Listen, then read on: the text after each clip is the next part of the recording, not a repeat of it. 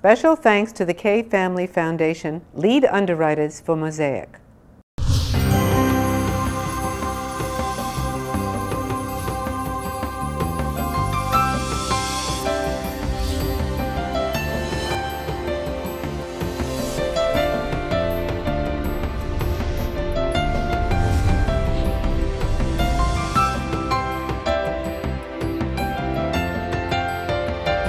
Hello, my name is Barbara Kay. On behalf of the Jewish Federation of Palm Beach County, I'd like to welcome you to our program, MOSAIC. We're on location today at the Arthur I. Meyer Jewish Academy. We'll be back with our guests and our program right after this brief message.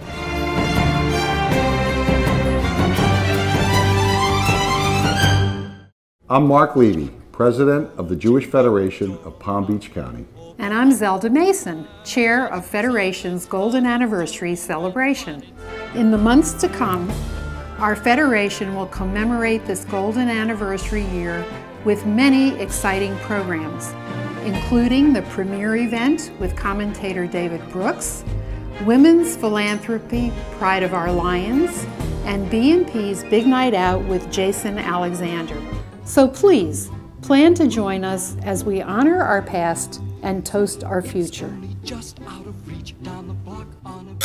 Happy 50th anniversary. Maybe tonight, maybe tonight. Welcome to MOSAIC, Nami Ichalab, headmaster of this remarkable Meyer Academy. It is something. I'm telling you, I was curious though. You've had about over 20 years of remarkable experience in the educational field. You all of a sudden decided to come and become the headmaster of this academy. Why? Two main reasons. One, I happen to be a parent of two children in the school. Okay. So when I came to look at the school professionally, I was also looking at it personally. And the incredible experience that the children are having here was certainly something that I would wish for my own child, and so I accepted the position. The other was that in my career I've had different opportunities. And one opportunity a number of years ago was to be in Florida, and we loved it here. And for us to come back to Florida and to be in Palm Beach and West Palm Beach area is just wonderful. So we jumped on the opportunity, and now we get to have our grandparents more involved in our daughter's grandparents more involved in our children's lives, so that's another bonus. Oh, it makes it so nice. You know, this is such a special school. Of course, there's always room for improvement everywhere. Without question. But what is it, Nami? Is it the students, or is it the faculty, or what? Yes. Yes, everything. Yes. Everything. I think that's the difference. In a Jewish day school, the significant difference is that you're not just talking about an academic experience. You're not just talking about one type of an experience. You're not talking about just what happens in the classroom or what happens in a course. You're really talking about from the moment a child is dropped off to the moment a child is picked up, and quite frankly, all the moments beyond that too. The community that is developed, and all the things that go into really a Jewish community day school. So you say you're looking at the totality of the student when he comes in the door. Without question. That's interesting. You have a remarkable curriculum here. But you have said something to the effect that it's through a Jewish lens. Yep. What does it mean through a Jewish lens?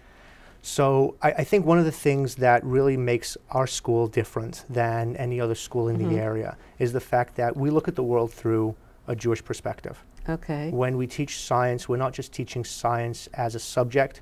We're teaching science in terms of the Jewish values and our Jewish traditions, and not that we teach Judaica during science class, but there's a respect for the science that comes with our history and our perspective and our traditions. Rambam was a wonderful scientist and doctor, and he was one of our greatest Torah scholars that we have. So there's wonderful opportunities where the world, the knowledge of the world at large, can really help in terms of develop our Jewish identity. Yeah, I guess there's a component, a moral, ethical component to a lot of the subjects, which are would be interesting. I wouldn't quite say that we're raising children, because I don't think we're taking that responsibility away from the parents, but we are certainly helping and partnering with parents in raising children. Yeah. I think that for us, when a parent decides that this is the school for them, for their child, they're really deciding that this is a place where their child, in their awakened hours, which can often be more than when they're with their parents at home. Oh, for sure. They spend a lot of time here. Right. And they want us to be able to perpetuate the values. They want us to be able to reinforce the standards that they want for their children. And so we have to be able to have that responsibility and do all those things along with it. Well, you know, that's interesting because that's what creates the unique quality of this school. Without question. Yeah. As a parent, I'll shift hats for a second. Okay. As a parent, I take great pride in knowing that when my children come home at the end of the day, they didn't just learn language arts or science or math or social studies, but they learned about how they can use that information and apply it. It's what I differentiate between knowledge and wisdom. A typical school is responsible for knowledge, teaching children the knowledge of the world. A Jewish day school is helping them understand how to use that knowledge and apply it, which is wisdom. So it's the difference between wisdom and knowledge. Yeah, I like that. I like that analogy. I walk through the school and I see the youngsters using iPads. What happened to the textbooks? Well, the textbooks are somewhat there, but not quite the same way that they were historically in schools. We're very proud of being a technologically advanced school. Our middle schoolers have a one-to-one iPad program, which means that every child has an iPad that they use in their coursework, that they use for their homework, that they use for projects. In the elementary school, we have the iPads along with Mac portable computers and all the things that go along with that. The textbook companies haven't quite caught up to the technology. So that's why we're not textbook-less yet. But we expect to be probably in the next few years. Are there any rules? I mean, if the kids have the iPads, how many of them play games? Well, you know, it's no different than when a child was sitting, when I was in school and students were either doodling or they were distracted. They weren't 100% of the time on task, focused in class. So you'll excuse it. Well, I think that's just part of the learning environment. I remember students in my classes passing notes. So what's the difference between passing notes and instant messaging? You're absolutely right. But you know, your faculty has to be really specifically trained to teach the children how to use this? Yeah, we invested a lot of time between the end of last year and the preparation for this year, as well as during the year this year, in getting the teachers very comfortable with the iPads and getting comfortable with the technology.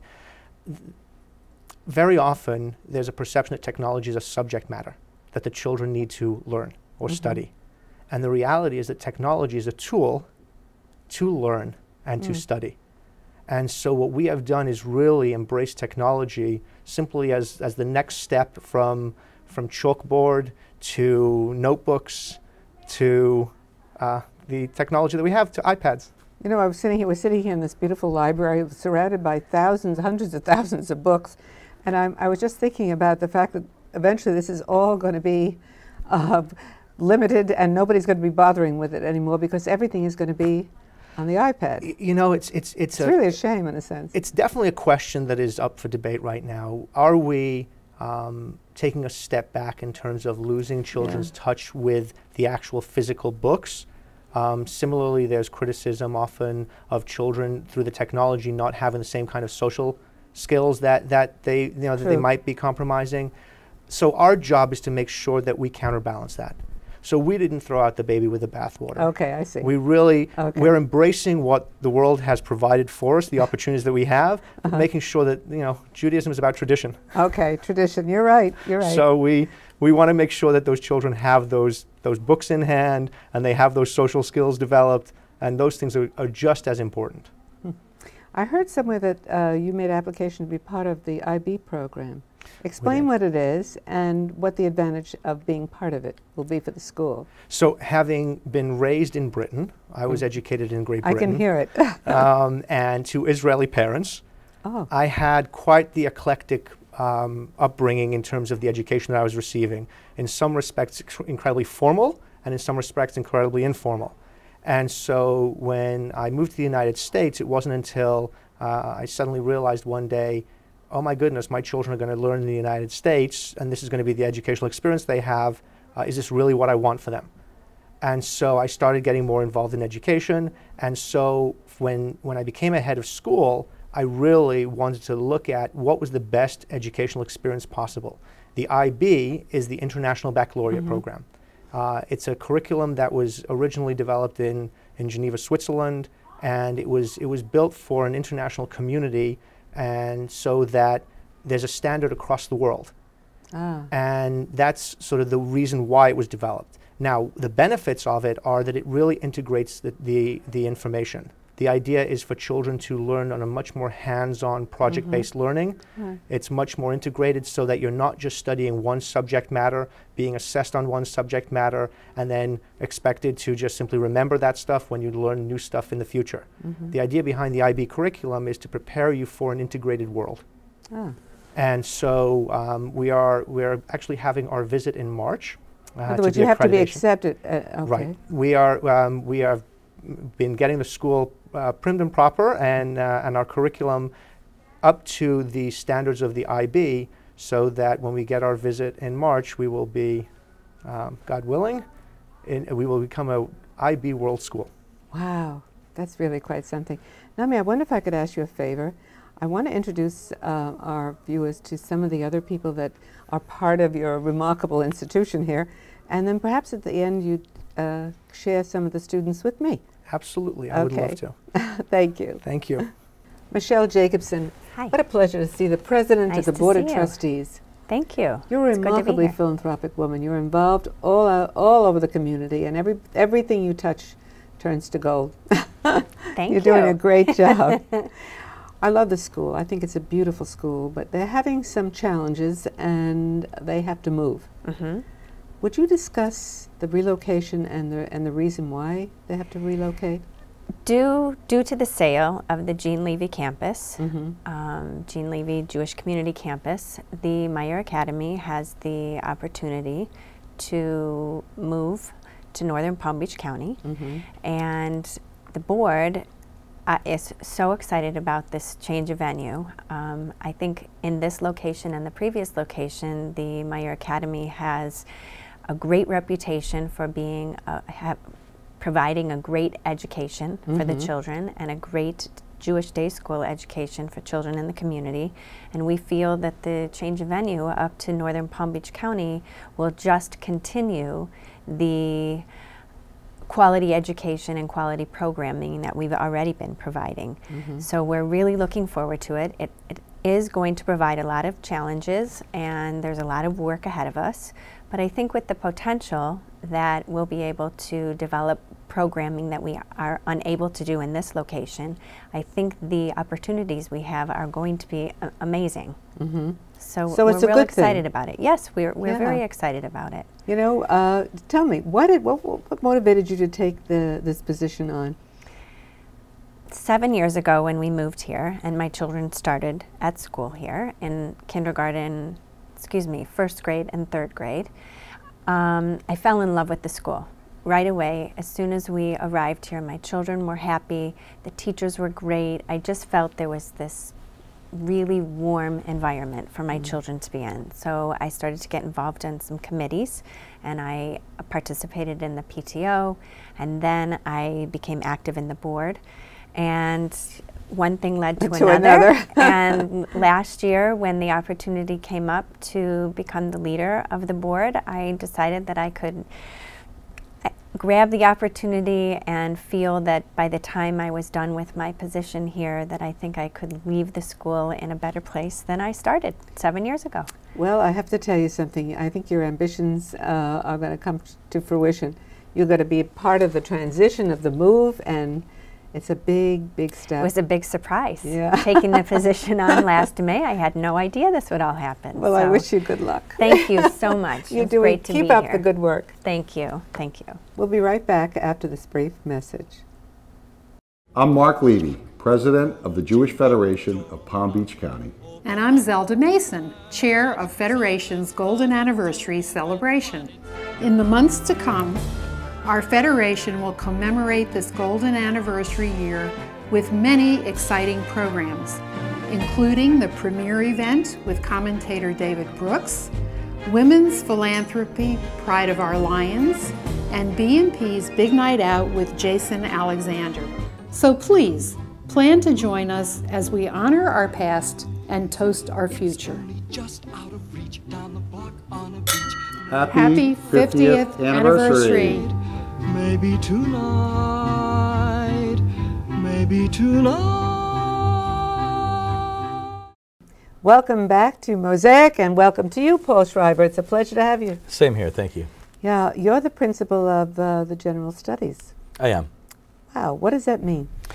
Well, you know, the interesting thing about Meyer Academy is that it's a dual core curriculum. So, being a Jewish day school, they study Hebrew, Judaic studies, but they also, obviously, being a school, study general studies, math, language arts, science, that kind of thing. So the way we've broken it up administrative-wise is we have a Judaic studies principal and then a general studies principal, me being the general studies principal. Okay, but you also have a very dramatic flair. I understand you write, excuse me, you write creatively. You wrote a beautiful play for a Hanukkah play that was given, I think it's the day before Hanukkah was presented. Although I can't take all the credit for writing it. I sort of just took what was already written in history and just kind of, you know, put our own spin on it. Yeah, but you had 800 people come and watch. Phenomenal. It was an extraordinary event. It was a great event. The children absolutely shined. It was fantastic. Yeah. Yeah.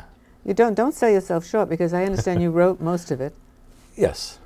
And the purpose was that it was an overview of a historical overview of Hanukkah. Right. Giving the children just an understanding as to what Hanukkah is about, the meaning behind the celebration, with our middle school students acting out all the parts. Yeah. The heroes and the villains and that kind of thing. Okay, and were you very satisfied with the result? Over the top. Over the top. Well, and something I've learned in all my years in education is the children never fail. They always rise to the very top. You performed it at one of the public high schools here, didn't you? We did. We did. Well, we needed a larger auditorium. The space we had certainly didn't hold enough. We needed a space for 800 people. Yeah. Yeah. Kids had a wonderful time. They absolutely loved it. You're going to see there's some of the footage that was behind us expresses all of their glee. Oh, great. Yeah. Great. You know something? School should not be only testing and scores, and it has to have some other warmth, the arts, the drama. You know, it's interesting you say that, because that's one of the highlights of me being here. I come from a public school background where it's very structured, and there's a lot of accountability, not to say that there isn't here as well, but at least at the private school, we have the ability to take all the assessments and all the necessary tools that we need to really assess where the children are, but we can do it in a very flexible manner so that we can make it work for us and our students on our time frame. And that's a beautiful thing. Yeah, you also encourage a lot of the sports too here. We do.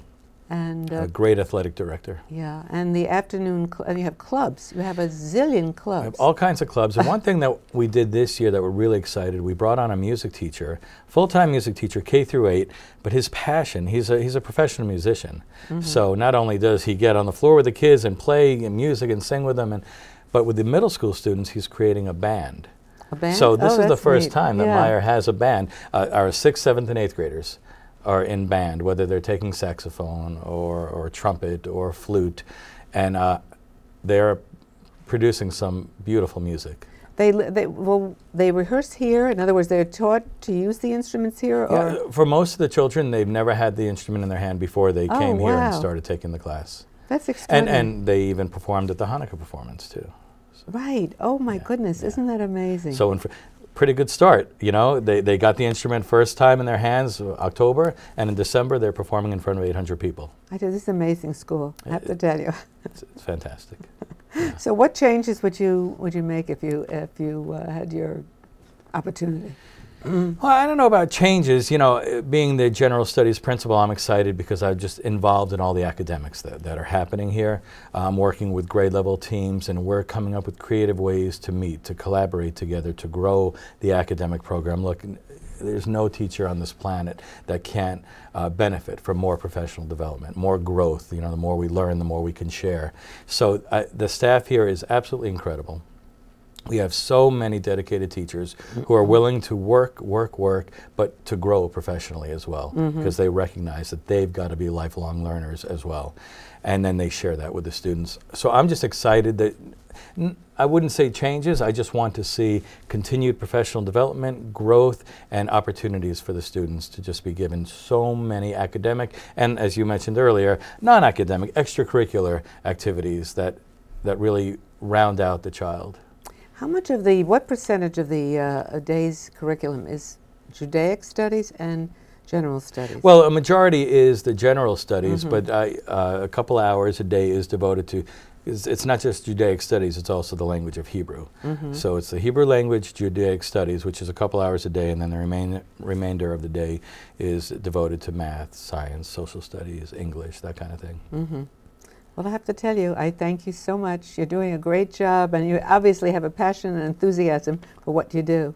Listen, we're hanging around with kids, and we're learning and exploring together. What's wrong with that? You're absolutely right. Thank you so much. My pleasure. Meyer Schwartz, the principal of Hebrew and Judaic Studies. It's a pleasure to have you here. Nice to meet you too. Okay, tell me about what the curriculum is for the students in Judaic and Hebrew studies. We have a very interactive curriculum that integrates secular studies with Jewish studies. And we integrate also technology into our studies. Technology? Technology, yes. Our students experience actually a lot of iPad programs that are in Hebrew. They read in Hebrew. They do Skype also with pen pals from Israel. And they do a lot of nice activities together, you know, and especially with the community. Community is the part that I really like to bring into the Jewish study, and to make sure that our community, our families are part of what we do, and they are partners. That's wonderful. Tell me, you led a trip to Israel, I think for 8th graders? Yes. That was it last year? It was last year. I was actually planning the trip.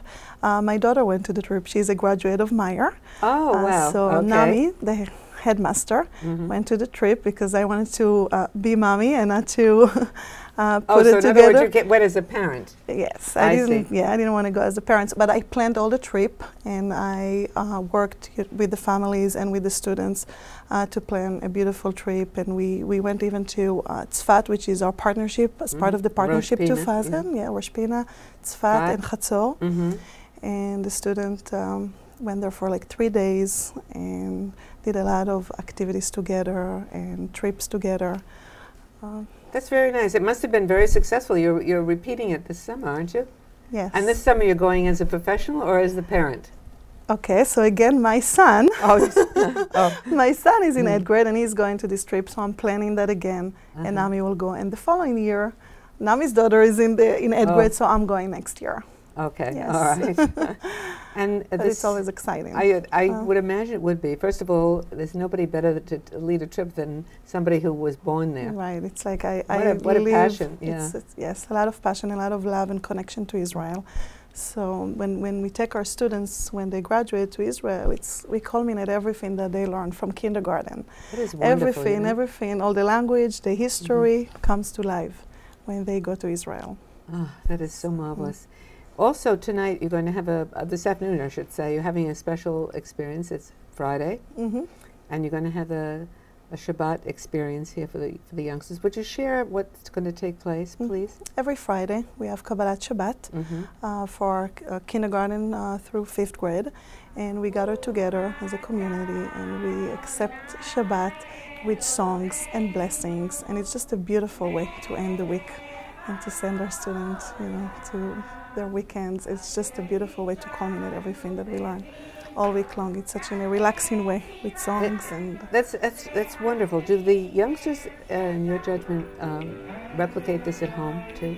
I mean, do they pick up, you know, the entire experience and then have their parents also have a Shabbat in their house? A lot of students and parents come back after the weekend and they share with me, oh, my son told me that I need to get candles now, I need to get, you know, I need to know how to make a challah, and they get them excited. They want to do it. They want to continue that at home. So our parents always, you know, share with us how it's influenced their kids, and how they starting to add it to their family, and how they start to become part of what we do here. Yeah, and the children shall lead them, right? Yes, the children always. Thank you, Maya. Thank it's you. a pleasure. Keep Thank up you. the good work. Thanks. Nami, what are we watching and listening to here? We're visiting a 4th grade Hebrew Judaics class. It's the Tal Am Hey curriculum, the 5th level of Tal Am. And today being Friday, the students are preparing for Shabbat. So this is the Kabbalat Shabbat service. And there we can see that the candles are lit and the students are singing from the Siddur. And oh wow, what level is this? How old are they? this is 4th grade. So these are 9, 10, and 9 and 10-year-olds. Look how comfortable they are with the Hebrew language. Absolutely. These children have been studying Hebrew since kindergarten, and now not only are they used to seeing the words and reading, but they're also, obviously they have the tune, and they're very comfortable. You know what's amazing? When I was speaking to Maya earlier, she was telling me, I asked her about the fact that while the children have the Shabbat experience here, what happens when they get home? And she told me that in many cases, the children are encouraging the parents to have Shabbat in the house. What we see a lot of is that the children that get very connected and enjoy this so much that they go home and they ask their parents, can we do this too? And their parents ask us, hey, can we get some help with this? And then we end up doing things for them. This morning, actually, we had a parents' session for baking challah. You're kidding? No. This morning we had, I think it was 13 mothers that came in. Actually, we also had Rabbi Kapitolnik in the community, and we also had Rebbetzin locally who helped us prepare their parents for this program. Oh my goodness, these children are beautiful. They look like they're very happy doing what they're doing. They absolutely do. Look at all the smiles. They love what they do. Oh my goodness, isn't this wonderful? Let's listen to this melody. It's how they be. When we bring in Shabbat, we want to make sure we have the right energy. We want to make sure that they're enjoying themselves. And there's certainly a lot of energy. That's for sure. Nami, where are we now? We are now in 5th grade math in Mrs. Gorovich's class. Okay, the students look very happy. Did you like 5th grade math? I loved 5th grade math. I took math all the way up through the end. But this class is actually studying graphs, and they're doing histograms right now. They're looking at the data, and they're drawing conclusions from it. And you can tell they're enjoying themselves studying math. Yeah, I think so. And I see that they're going to get wonderful posture sitting on these balls here while they're doing this, sitting up straight. How do you like the school?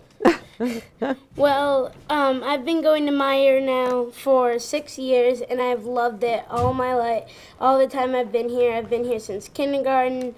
I've loved all my teachers. I've just loved being here. Oh my goodness, what an endorsement. Isn't that terrific? I can't ask for more than that. Listen, it was such a pleasure for you to invite us here. Thank you. Thank you for having me. And we just thank you for putting us on the TV. Yeah. We're thrilled about it. Well, thank you for being with us as well. Be with us again next week when we have another look to the Jewish world. Goodbye from Mosaic. Shabbat Shalom. Shalom.